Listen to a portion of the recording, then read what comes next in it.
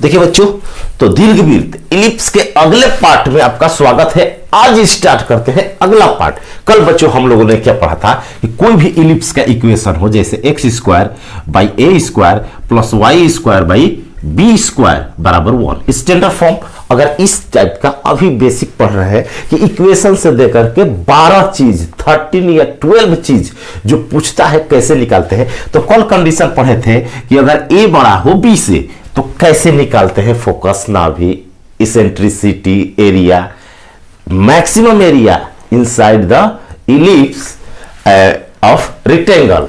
दीर्घवृत्त के जो अंदर बड़ा से बड़ा आयत बनता है उसका क्षेत्रफल कैसे निकलता है। लेकिन आज पढ़ेंगे बच्चों, जैसे इसका एग्जांपल हुआ कि जैसे एक्स स्क्वायर बटा दे दिया 16 प्लस वाई स्क्वायर बाई दे दिया 9 बराबर 1, तो ये बड़ा है तब बनाते हैं। आज पढ़ेंगे बच्चों हम लोग कि दूसरा कंडीशन, दो ही टाइप का कंडीशन इक्वेशन देकर के पूछता है। अभी पढ़ रहे हैं कि इक्वेशन दिया हो और पूछता हो और स्टैंडर्ड इक्वेशन दिया हो, और फिर पढ़ेंगे जब पूरा लीनियर इक्वेशन के रूप में, क्वाड्रेटिक के रूप में दिया हो तो उसको स्टैंडर्ड बना करके कैसे बनाते हैं, एक एक टाइप पढ़ेंगे। तो आज का जो टॉपिक है बच्चों, जैसे ए स्क्वायर दिया हो प्लस वाई स्क्वायर बटा में बी स्क्वायर दिया हो बराबर 1, और बी बड़ा हो ए से, बी बड़ा हो ए से, वाई एक्सिस जो है वो मेजर एक्सिस हो गया हो, मींस दीर्घ अक्ष का काम कर रहा हो, तो उस समय बच्चों क्या करते हैं कि हम कैसे बनाते हैं। तो आइए समझते हैं कि आज का जो टाइप है उसको बनाने के लिए हमें क्या क्या चीजों की जरूरत होती है और क्या कंसेप्ट होते हैं। तो कल वाला बच्चों सेम कंसेप्ट रहेगा, कल वाला सेम कंसेप्ट रहेगा, बस यही होगा कि आज बी ग्रेटर देन ए होगा।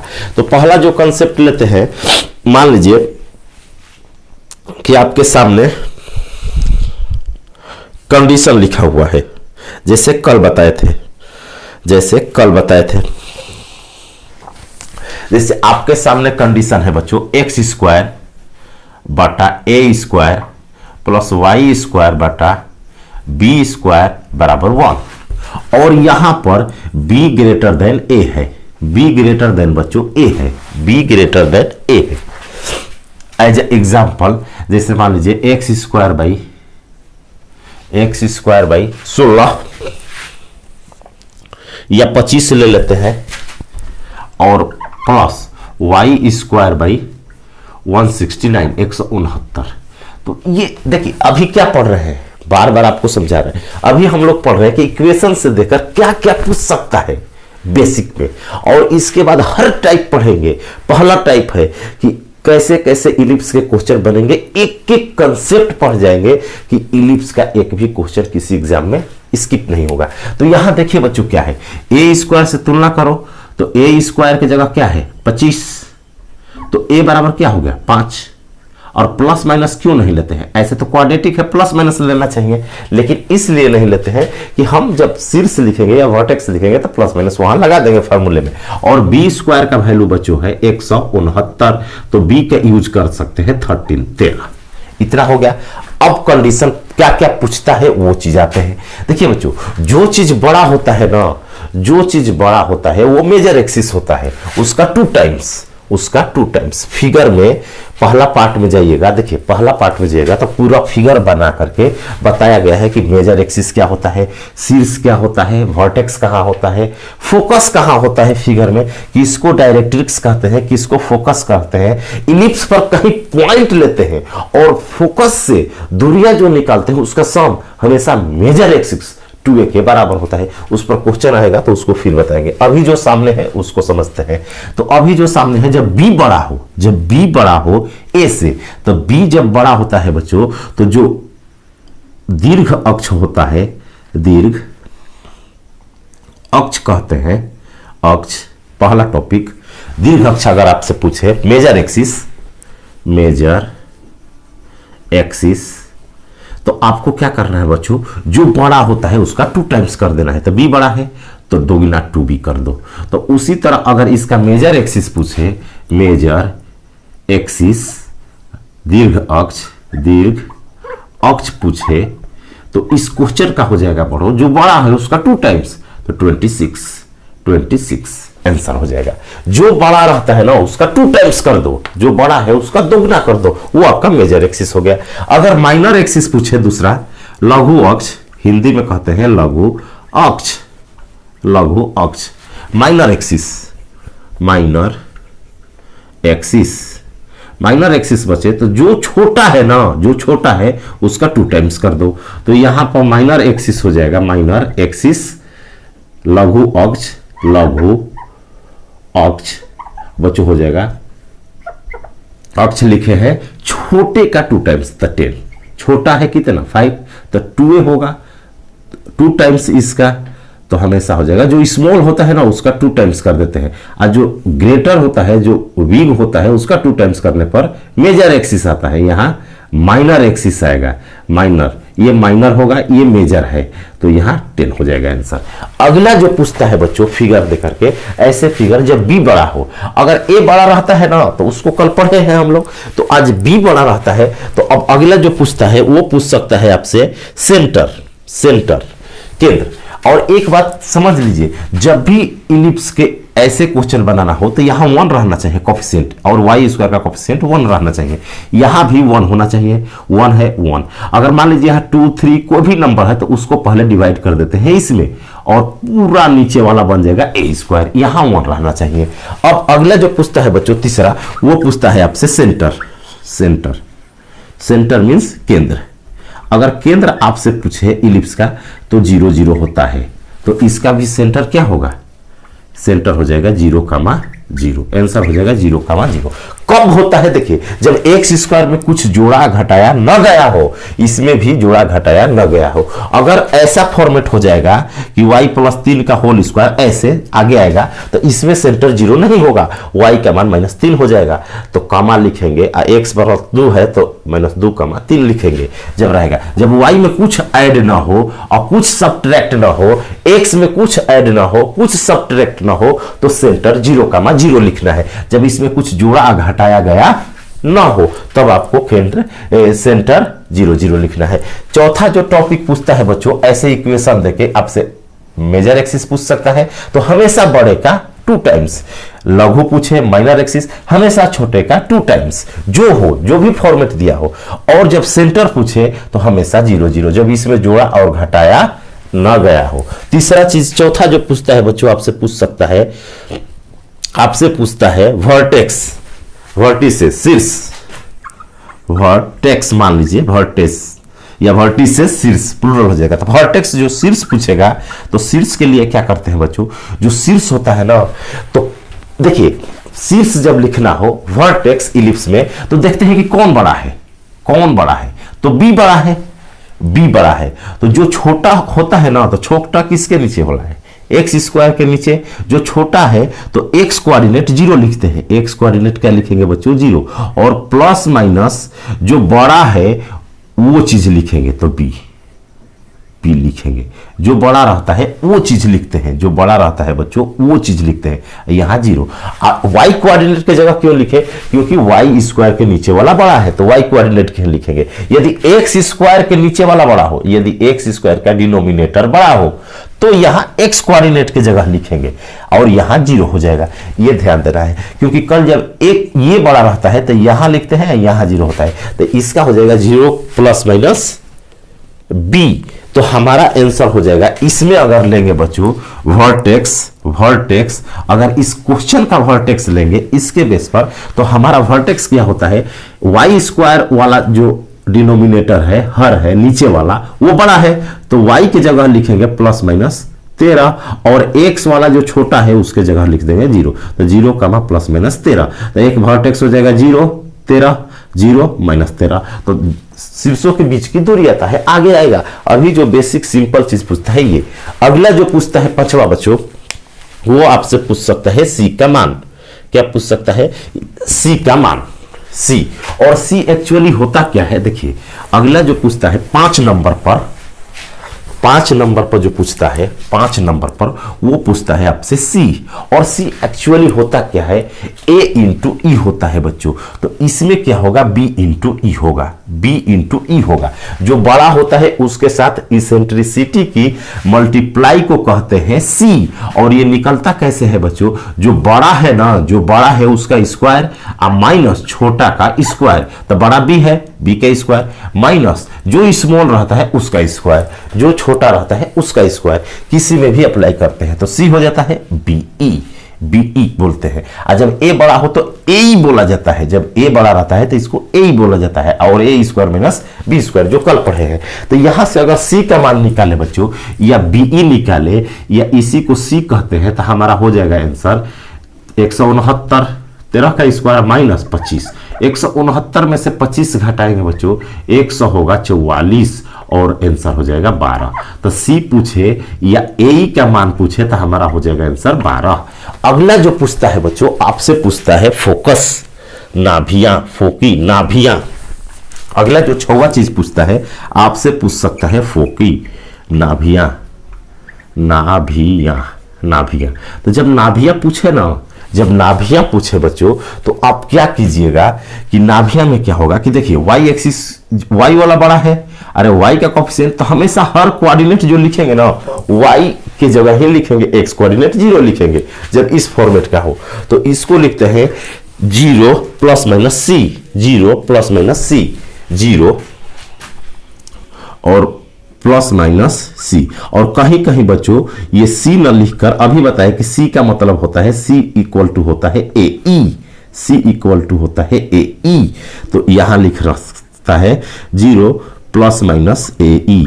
तो यहां से जब लिखेंगे तो हमारा फोकस नाभिया क्या होगा बच्चों, फोकस जो होगा, फोकस नाभि वो हो जाएगा 0 और प्लस माइनस ए ई का मतलब सी 12। तो हमारा फोकस जब इसका पूछेगा कि फोकस पॉइंट बताएं तो 0,12, 0,-2 दोनों इंक्लूड करके बोलते हैं 0, प्लस माइनस 12, 12। तो ये अगर फोकस पूछता है, नाभिया पूछता है, तो इस फॉर्मेट से इतना होगा, इस फॉर्मेट से क्या होगा, इतना होगा। इतनी बातों को समझे, 7वें नंबर पर चलते हैं। इतने बातों को अच्छे से समझे और 7वें नंबर पर चलते हैं। तो जब 7वां नंबर पूछता है बच्चों, वो पूछता है आपसे इसेंट्रिसिटी, उत्केंद्रता, इसेंट्रिसिटी, उत्केंद्रता, इसेंट्रिसिटी। अगला जो पूछता है बच्चों 7वां नंबर पर आता है इसेंट्रिसिटी, उत्केंद्रता, इसेंट्रिसिटी। अब जो बच्चों पढ़ेंगे ना अगला, देखिए पहले पार्ट में देखिए, अब अगला पढ़ेंगे कि इक्वेशन से तो ये चीज निकाल सकते हैं, जब इक्वेशन में भी फॉर्मेट दूसरा हो तब कैसे निकालते हैं। फिर लैंग्वेज वाला पढ़ाएंगे कि जब इक्वेशन पूछे कि कहेंगे उस उत्केंद्रता इतना हो, दीर्घ अक्ष लघु अक्ष का इतना हो, इसेंट्रिसिटी लघु अक्ष या मेजर एक्सिस का हाफ है, तो इक्वेशन बताए। लैंग्वेज प्रॉब्लम पढ़ेंगे जो आज तक एग्जाम में पूछा हुआ है और जो हम लोग के लेवल का है। तो इसेंट्रिसिटी जो पूछता है बच्चों, उत्केंद्रता इसको कहते हैं, उत्केंद्रता। उत्केंद्रता जो होता है बच्चों उसको कहते हैं ई, ई से डिनोट करते हैं, किससे डिनोट करते हैं बच्चों, ई से। और इसका फॉर्मूला होता है बच्चों C by B, C by B. अभी जो बताए C by B, C by B लिखते हैं बच्चों, सी बाई बी। तो अगर इसकी उत्केंद्रता बोले इसेंट्रिसिटी, तो सी हमारा कितना आया था, 12। अरे अभी निकाले थे 12। अब बटा में बी लिखना है, बड़ा वाला, हमेशा बड़ा वाला, सी बटा बड़ा वाला, ऐसे ही याद करो, जो बड़ा हो।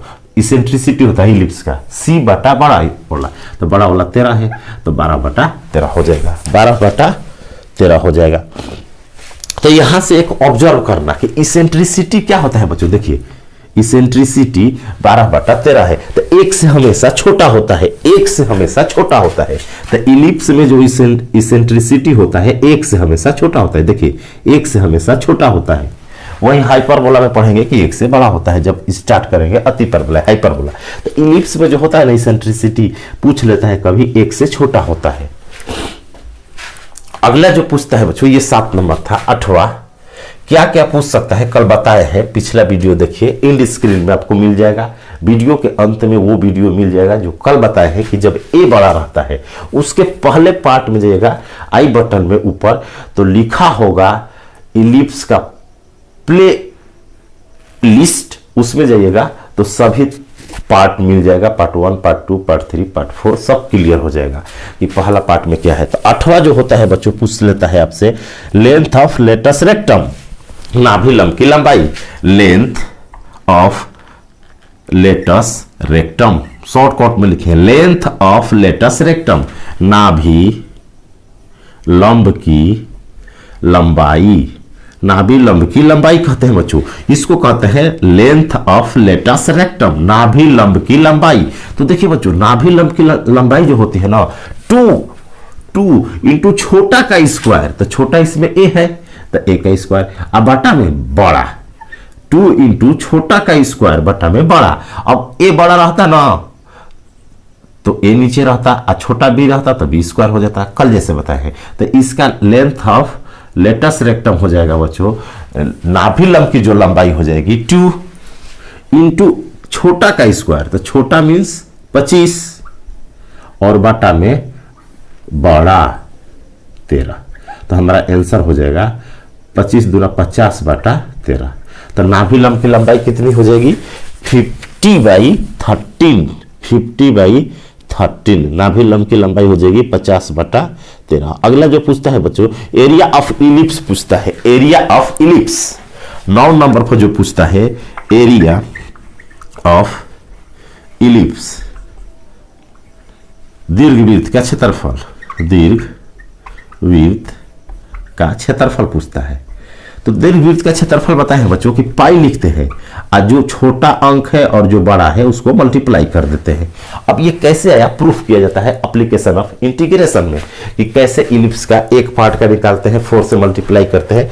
अभी आपको याद करना है कि जो पाई है और जो अंक निकाले हैं ए बी उसको मल्टीप्लाई कर देते हैं। तो इसका एरिया हो जाएगा पाई इंटू 25 का 5 है इंटू 13, तो 13 5 65, 65 pi square unit, 65 pi square unit area हो जाएगा। इतनी बातों को समझे। 10वें पार्ट पर चलते हैं कि 10वां क्या पूछता है बच्चों आपसे पूछ सकता है 10वां area of maximum rectangle inside ellipse, area of maximum. अगला जो पूछता है तो इतना क्वेश्चन बनता है, इतना क्वेश्चन क्या होता है बच्चों बनता है कहां पे इलिप्स में, जब इक्वेशन दे करके 13-14 चीज ये सभी, इससे बाहर कुछ नहीं पूछ सकता है इक्वेशन दे करके। किसी भी लेवल का एग्जाम दीजिए अगर इक्वेशन दे के पूछता है तो इतना ही पूछता है। अगला पूछता है बच्चों area maximum inside the rectangle, inside the ellipse. जो पूछता है area of maximum rectangle inside the ellipse, area of maximum rectangle inside ellipse आपको बता देते हैं। देखिए इसको क्या लिखे हैं, area of maximum rectangle, short में लिखे हैं रेक्टेंगल इनसाइड इलिप्स, इलिप्स नहीं लिखे हैं। क्यों, इसका हिंदी हो गया बच्चों कि इसका मतलब समझिए कि जो इलिप्स है, जैसे जो इलिप्स है इसके अंदर जो मैक्सिमम रेक्टेंगल बनेगा, उसका एरिया कितना होता है, जो रेक्टेंगल बनेगा, जो बड़ा से बड़ा आयत बने, अगर दीर्घवृत्त के अंदर बड़ा से बड़ा आयत बनाए रेक्टेंगल तो उसका एरिया कितना होता है। तो दीर्घवृत्त के अंदर, दीर्घवृत्त मीन्स इलिप्स के अंदर, इनसाइड अंदर बने बड़े आयत का क्षेत्रफल, ये आपसे पूछ लेता है कभी कभी। तो इसको क्या करना है बच्चों, 2 इंटू पाई नहीं, 2 इंटू बड़ा इंटू छोटा कर देना है। तो इस क्वेश्चन में अगर पूछे कि एरिया ऑफ रेक्टेंगल पूछे तो आपका हो जाएगा 2 इंटू एक जगह 5 इंटू 13, तो 13 5 65 और 65 दूना 130, 130 स्क्वायर यूनिट आएगा, 130 स्क्वायर यूनिट आएगा। तो 2AB होता है बच्चों, 2AB होता है तो आ जाएगा 30। 100 क्या होगा बच्चों, 30 हो जाएगा, 130 हो जाएगा, 130 हो जाएगा। अगला जो आपसे पूछता है वो पूछता है, ये 9 था, 10। अगला जो आपसे पूछ सकता है जनरल पॉइंट ऑफ इलिप्स, जिसको पैरामेट्रिक इक्वेशन कहते हैं या पारचलिक समीकरण यह कहते हैं या पैरामेट्रिक पॉइंट कहते हैं, बहुत सारा नाम से जाना जाता है। जनरल पॉइंट ऑन इलिप्स माने इलिप्स पर क्या पॉइंट होगा कि इसको सेटिस्फाई करेगा, मींस एक्स वाई का मान पूछता है कि रखने पर वो ना जाए। तो सामान्य पॉइंट जो होता है बच्चों हमेशा जनरल पॉइंट्स ऑन इलिप्स दीर्घवृत्त पर सामान्य जो पॉइंट पूछता है वो होता है बच्चों, वो होता है, बताए हैं कल भी बताए थे कि जो छोटा होता है उसको कॉस के साथ लिखते हैं, जो छोटा होता है तो बी कॉस थीटा, जो बड़ा होता है कॉस, बी कॉस थीटा कमा ए साइन थीटा। कल ए कॉस थीटा लिखे थे क्योंकि ए बड़ा था, बड़ा वाला कॉस के साथ, छोटा वाला साइन के साथ। तो यहां हो जाएगा हमारा बच्चों, यहां पॉइंट जो होगा general point B means 13 cos theta comma 5 sine theta. जब ये रखेंगे ना बच्चों एक्स के जगह, ये हो जाएगा, अच्छा पहले लिखेंगे 5 sine theta into 13 cos theta, 5 cos theta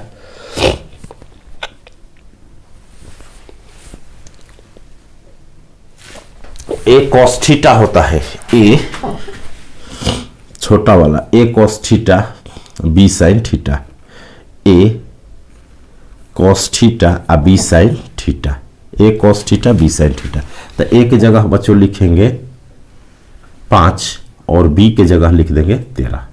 ये क्यों होगा सेटिस्फाई, ये तो अपने से सोच लेना है, जो यहां रहता है ना एक्स कोऑर्डिनेट में रहेगा। क्यों, क्योंकि स्क्वायर करेंगे तो 25 कट जाएगा, कॉस स्क्वायर थीटा बचेगा।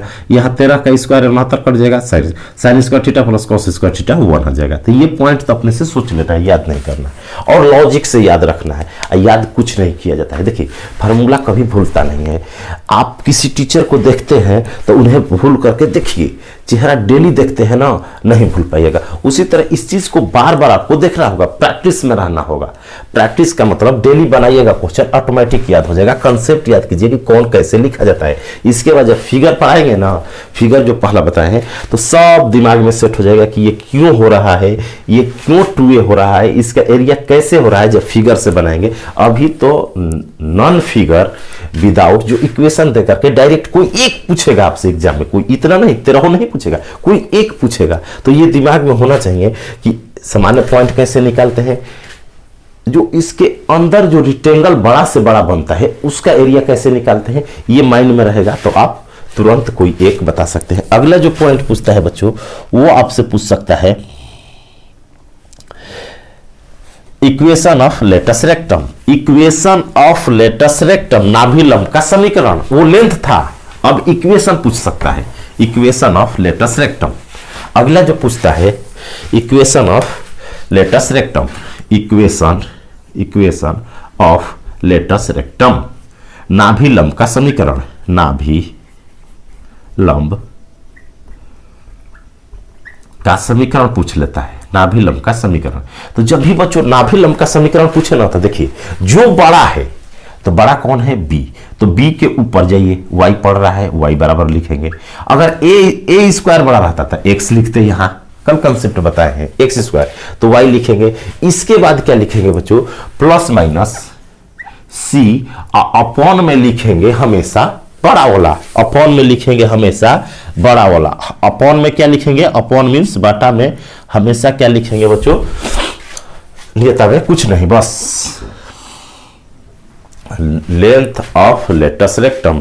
नाभिलंब की अगर लंबाई आपसे पूछ दे बच्चों, तो आपको लिखना है नाभिलंब की लंबाई अगर पूछ दे, लेंथ ऑफ लेटस रेक्टम नाभि लंब की लंबाई बता दिए थे। अच्छा, इक्वेशन लिखना है, equation of latus rectum, equation लिखना है, नाभि लंब का समीकरण, सही है। लेंथ ऑफ रेटस रेक्टम बता दिए हैं, पीछे हम लोग पढ़े हैं। ये है इक्वेशन ऑफ लेटस रेक्टम, तो बस y बराबर आप प्लस माइनस सी लिखते हैं। y बराबर, अगर a बड़ा रहता ना तो x बराबर यहां लिखते प्लस माइनस सी। तो c का मान कितना आया था? अरे c निकाले थे, दोनों का अंतर तो 12 आया था, तो हमारा आंसर हो जाएगा इसमें y बराबर प्लस माइनस 12। अगर इसका पूछे कि इक्वेशन ऑफ लेटस रेक्टम नाभि लंब का समीकरण बताएं, तो y बराबर होगा प्लस माइनस 12। और क्यों होता है, देखिए ये तो फार्मूला से याद करके बन रहे। जब फिगर बनाइएगा ना, नाभि लंब देखिएगा, तो ये ऐसा होगा कि नाभि पॉइंट जो होगा, फोकस जो होगा, जैसे फोकस निकाले तो एक 12 हुआ, और y एक्सिस पर है तो 12 हुआ, y एक्सिस पर जब बड़ा है तो बच्चों 12 हुआ। तो जब 12 हुआ तो इसका जब इक्वेशन निकालेंगे, ऐसे इक्वेशन, तो हमेशा y बराबर आएगा प्लस माइनस 12। तो एक बार प्लस में 12 होगा, एक बार माइनस में 2 इक्वेशन आएगा ऐसे। तो फिगर से जब बनाएंगे और स्ट्रेट लाइन का जब कंसेप्ट क्लियर रहेगा तो क्लियर हो जाएगा कि y बराबर 12 पर काट रहा है तो x के पैरेलल होता है, और x के पैरेलल होता है तो y बराबर होता है 12, और नीचे y बराबर माइनस 12। तो दोनों को इंक्लूड कर दिए। फिगर से समझिएगा तो एकदम डायरेक्ट, आपको कुछ याद नहीं करना है। अब फिगर से पहले आपको फिगर बताया गया है पहले पार्ट में, तो वहां जाकर आप समझ सकते हैं। और जो क्वेश्चन आएगा फिगर वाले एक्सप्लेन करना, वो हम लोग फिगर से सीखेंगे। पहले एक फॉर्मेट सीखते हैं कि क्या क्या पूछ सकता है। अगला जो पूछ सकता है आपसे 12 नंबर बच्चों क्वेश्चन, ऐसे इक्वेशन दे करके 12, 15, 14 जो जितना क्वेश्चन बने, लेकिन इससे बाहर नहीं बनता है। इसमें से कोई एक आपसे पूछेगा, कोई एक पूछ सकता है। अगला जो पूछता है नाभि लंब के समीकरण के बाद बच्चों equation of directrix, equation of directrix, equation of directrix, नियता का समीकरण, equation of directrix, equation of directrix, नियता का समीकरण, नियता इंग्लिश में इक्वेशन ऑफ डायरेक्ट्रिक्स, नियता का समीकरण, नियता का समीकरण। जब नियता का समीकरण पूछे ना बच्चों, तो आपको कल क्या बताया है, जब नियता का समीकरण पूछे तो देखिए जो बड़ा रहता है ना उसी को लिखते हैं। तब y स्क्वायर के नीचे वाला बड़ा है तो y बराबर लिखेंगे, क्या लिखेंगे, y बराबर। अगर एक a स्क्वायर बड़ा रहता ना a, तो x बराबर लिखते, और लिखते हैं बच्चों plus minus a square by c, plus minus. अब देखिए जो बड़ा रहता है ना, प्लस माइनस जो बड़ा रहता है उसको लिखते हैं। तो यहां तो b बड़ा है, यहां तो b बड़ा है, तो लिखेंगे b बड़ा है तो b स्क्वायर और बटा में c का मतलब समझ गए। तो यहां पर जो इक्वेशन होगा नियता का समीकरण, वो हो जाएगा बच्चों, ये लेटस रेक्टम का इक्वेशन है। तो b स्क्वायर की जगह क्या लिखेंगे, b स्क्वायर की जगह 169, और बटा में c हमारा आया था 12, c कितना आया था 12। तो आंसर हो जाएगा 169 और बटा में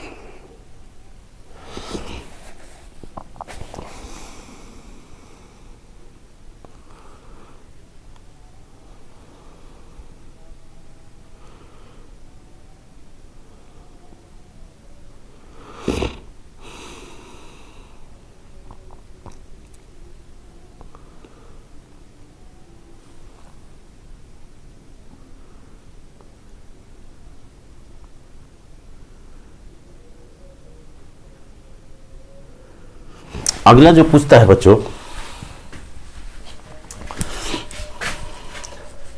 अगला आपसे पूछ सकता है, और प्लस माइनस होता है तो प्लस माइनस लगा देंगे। अगला जो पूछता है अक्ष का समीकरण, equation of axis, equation of axis, अक्ष का समीकरण। लास्ट जो पूछता है अक्ष का समीकरण पूछ लेता है, एक अक्ष का समीकरण। तो कल जो बताए हैं वही चीज है, बस जब b बड़ा था तो कंडीशन था। तो अब लेते हैं एग्जाम का क्वेश्चन कि एग्जाम में कैसे क्वेश्चन आता है। तो देखिए सिंपल सिंपल एक चीज पूछा हुआ है, जैसे एग्जाम में एक क्वेश्चन दिया था उसमें पूछा हुआ है, एक आपके सामने है। तो पहले अक्ष का समीकरण लिख लेते हैं। तो अक्ष का समीकरण होता है बच्चों, जो छोटा होता है ना, जो छोटा होता है उसके बराबर 0, तो x बराबर 0 होगा। और पूछेगा x बराबर 0, और पूछेगा कौन सा एक्सिस है, तो x बराबर 0 y एक्सिस। अक्ष पूछेगा कौन सा अक्ष है, तो y एक्सिस, y अक्ष। लेकिन अक्ष का समीकरण पूछेगा तो x बराबर 0 लिखना है, लेकिन पूछेगा कौन सा अक्ष है तो y एक्सिस लिखना है, y एक्सिस। लेकिन अगर पूछे अक्ष का समीकरण इक्वेशन ऑफ एक्सिस, तो जो छोटा रहता है, जो छोटा अंक है उसके बराबर 0 लिख देते हैं, जो वेरिएबल है तो x वाला बराबर 0 लिख देंगे। तो इतना चीज आपसे क्या करता है बच्चों, पूछ लेता है। तो देखिए एग्जाम में कैसे क्वेश्चन पूछा हुआ है। अभी तो थ्योरी पढ़ रहे थे, आपके सामने एक क्वेश्चन है एग्जाम में पूछा हुआ। एग्जाम में क्या है बच्चों, पूछा हुआ। तो इसको आपको रटना नहीं है, ध्यान नहीं देना है। आपको क्या करना है, कंसेप्ट सीखना है कि 2 फॉर्मेट का होता है a², माइंड मेकअप करना है इसको। फिर कल अगले पार्ट में हम क्या करेंगे, एक बार फिगर से समझा देंगे कि क्यों ऐसा होता है, ये क्यों प्लस माइनस b²/c हुआ, क्यों प्लस माइनस इतना हुआ, एरिया क्यों हुआ, कैसे एरिया 2ab आया, कैसे एरिया πab आया, इसको बता देंगे। इसके बाद सब सूत्र को एक्सप्लेन फिगर में कर देंगे ताकि आपको याद ना करना पड़े, आपको माइंड में सेटअप हो जाए। इसके बाद इसका ट्रिक बता देंगे कि अगर आप कुछ नहीं याद करना चाहें तो डायरेक्ट इलिप्स का कोई भी चीज कैसे निकाल सकते हैं इक्वेशन को सॉल्व करके, ये मेथड भी सीखेंगे। इसके बाद प्रॉब्लम बनाना स्टार्ट करते हैं। तो अभी जो सीखे हैं इस पर एक क्वेश्चन है बच्चों, कह रहा है जो आपके सामने क्वेश्चन है वो कह रहा है सेंटर ऑफ इलिप्स इज 0,0। तो इसका मतलब कि सेंटर ऑफ इलिप्स 0,0 है, इसका मतलब कि x² ऊपर है y² है, उसमें जोड़ा घटाया नहीं गया है। Minor axis is 60 unit and eccentricity is 3/5 of axis. If axis of ellipse is y axis, find area of ellipse. कह रहा है बच्चों दीर्घवृत्त का केंद्र 0, 0 है, लघु अक्ष की लंबाई 16 यूनिट है और उत्केंद्रता 3/5 है, 3/5 है। तो दीर्घवृत्त अक्ष y अक्ष हो तो दीर्घवृत्त का क्षेत्रफल ज्ञात करें। देखिए बच्चों इसमें दे दिया है आपको, सेंटर दिया है, देखिए सेंटर दिया है 0,0। तो ये आपको क्या बता रहा है, देखिए सेंटर दिया है, केंद्र दिया है सेंटर। तो केंद्र जब 0 देता है तो इसका मतलब कि मूल बिंदु वाले है, ओरिजिन पर है सेंटर, इसका मतलब x² प्लस y² बटा में समथिंग है। और दिया है बच्चों कि माइनर एक्सिस, माइनर एक्सिस कौन सा होता है, माइनर एक्सिस आपको बताए थे बच्चों जो छोटा वाला होता है। तो छोटा वाला का वैल्यू दिया है और कह रहा है कि जो इलिप्स है y एक्सिस पर है। तो y एक्सिस का मतलब क्या होता है बच्चों, अक्ष जो है y एक्सिस है, इसका मतलब जो b है ना वो बड़ा है a से। अगर समीकरण जैसे इससे क्या पकड़ में आया, देखिए लैंग्वेज से जब थ्योरी पढ़े हैं तो आप पकड़ लेंगे कि केंद्र 0, 0 कब होता है, b बड़ा रहता है बच्चों। तो ऐसे होता है x² बटा a² प्लस y² बटा b² बराबर 1 होता है, ये इक्वेशन होता है। इसमें b बड़ा है, कैसे पता चला कि b बड़ा है, कह रहा है y एक्सिस है, अक्ष जो है y एक्सिस है। अगर y एक्सिस कहता है तो y वाला के नीचे वाला अंक बड़ा होगा। अगर x एक्सिस कहता है तो कि अक्ष जो है x एक्सिस है तो ये बड़ा होता, a² बड़ा होता, तो b² बड़ा है तो b भी बड़ा होगा। ये तो हम b हमारा बड़ा है, ये समझ में आ गया। तो इस इक्वेशन में आपको जो ये है x² प्लस y² इसी में a b का मान रख देना है, आंसर हो जाएगा। अब क्या करना है, अगर इक्वेशन पूछे तो, लेकिन हमसे तो क्या पूछ रहा है, एरिया पूछ रहा है। तो हमको एरिया जब पूछता है बच्चों तो एरिया का एक ही सूत्र होता है, इलिप्स का एरिया पूछ रहा है, रेक्टेंगल का नहीं। इलिप्स का एरिया होता है πa × b, पाई अभी बताए a इंटू बी। तो a निकालना है, b निकालना है और इसमें रख देना है, आंसर हो जाएगा। तो ए बी कैसे निकालेंगे? तो अब देखिए, अगर इक्वेशन पूछता तो a निकालते, b निकालते, यहां पर रख देते, इक्वेशन भी हो जाता। तो सेंटर दिया है आपको, केंद्र 0 0 दिया है, इसका मतलब कि ऊपर कुछ नहीं घटाया गया है, एक्स स्क्वायर है, सिंपल वाई स्क्वायर। माने अगले कंसेप्ट के लिए बता दिए कि मान लीजिए इक्वेशन पूछे तो ऐसे लिख सकते हैं। अब ए बी कैसे निकलेगा? तो आगे डाटा दिया है, कह रहा है कि लघु अक्ष 16 यूनिट है। लघु अक्ष मींस माइनर, माने छोटा वाला जो माइनर होता है, छोटा का दुगुना। तो 2a का मान 16 दिया है बच्चों। तो ए हमारा आ गया कितना? ए आ गया 8, ए आ गया 8, ए आ गया 8। कैसे समझे कि 2a है? तो माइनर एक्सिस 2a होता है जब b बड़ा हो। अब b कैसे समझ गए कि बड़ा है? तो क्वेश्चन में दिया है y एक्सिस। देखिए लॉजिक से समझिए एक चीज का कंसेप्ट। क्यों?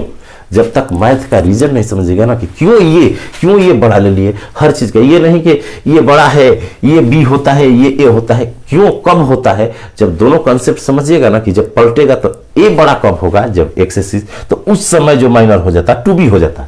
तो माइनर है, अगर मेजर कहता तो 2b के बराबर लिखना पड़ता। तो ए का मान आ गया 8।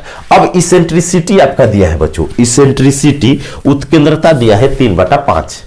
बच्चों आपको दिया है E बराबर, इसेंट्रिसिटी E होता है 3/5। हम जानते हैं बच्चों कि C बराबर क्या होता है। C बराबर आपको फॉर्मूला बताए हैं, जो C होता है, C बराबर आपको फॉर्मूला बताया गया है, या C बराबर आपको सूत्र जो बताया गया है वहां से आप B निकाल सकते हैं। वहां से क्या निकाल सकते हैं बच्चों? B निकाल सकते हैं। या आप ऐसे भी सोच सकते हैं यहां से तो 8 आ गया a और b कितना है, तो b कैसे निकाल सकते हैं? इसेंट्रिसिटी कितना दिया है? 3/5, 3/5। तो हम आपको बताए हैं c बराबर बताए हैं बच्चों कि जो बड़ा होता है, जैसे b बड़ा है इसमें, तो b square minus a square होता है। और c क्या होता है आपका? तो c होता है be। c क्या होता है बच्चों?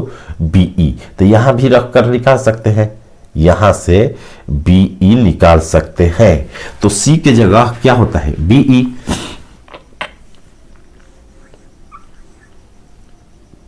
तो B स्क्वायर E स्क्वायर हो जाएगा बराबर, यहां से हो जाएगा B square minus A square. जब आपको पहले बेसिक समझा देते हैं, इसके बाद आपको बताते हैं कि डायरेक्ट उत्तर कैसे लिख सकते हैं। तो यहां से b स्क्वायर करेंगे बच्चों, ई स्क्वायर करेंगे और इसको इधर लाएंगे, इसको उधर ले जाएंगे, तो यहां से आपको एक फार्मूला बनेगा b का एक फार्मूला बनेगा। यहां से देखिए, इसको होल स्क्वायर करेंगे तो b स्क्वायर ई स्क्वायर होगा और a इधर आएगा। तो आप लिख सकते हैं कि a स्क्वायर बराबर, आप लिख सकते हैं बच्चों इधर उधर ले जाकर कि b स्क्वायर कॉमन लेकर के E square, b square common 1 minus E square, इतना लिख सकते हैं। यहां से इतना लिख सकते हैं, हम इतना लिख सकते हैं। अब यहां से मान रखिए ए स्क्वायर की जगह क्या लिख देंगे? ए स्क्वायर की जगह बच्चों लिख देंगे, ए स्क्वायर की जगह 68 64 लिख देंगे, 64 बराबर बी स्क्वायर निकालना है। ई स्क्वायर का मान कितना हो जाएगा? 1 minus E square, 1 minus E square करेंगे तो 9/25, 9/25।